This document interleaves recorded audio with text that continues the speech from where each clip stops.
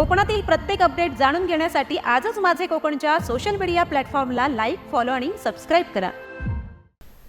चक्क कोंबड्यांच्या खुराड्यामध्ये बिबट्या अडकल्याची घटना राजापूरमध्ये घडलेली आहे. 20 जानेवारी रोजी मौजे करक तांबळवाडी येथील आत्माराम कांबळे यांच्या नवीन बांधकाम चालू असलेल्या घराजवळ लोखंडी तारेच्या कोंबड्यांच्या खुराड्यामध्ये बिबट्या अडकला असल्याची माहिती पोलीस पाटील करक यांनी राजापूर वनपाल यांना दिली. सदरची घटना परिक्षेत्र वन अधिकारी रत्नागिरी यांना कळवून त्यांच्यासोबत वनपाल राजापूर, वनरक्षक राजापूर व रेस्क्यू टीमसह घटनास्थळी जाऊन पाहणी केली.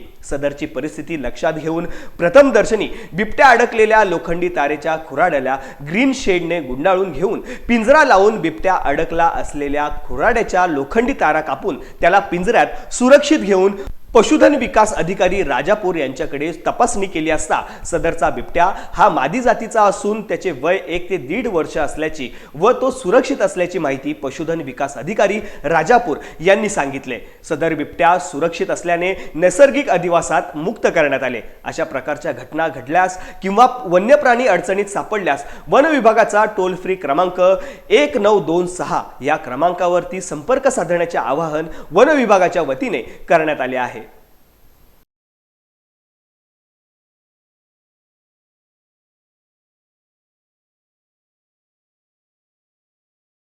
Thank you.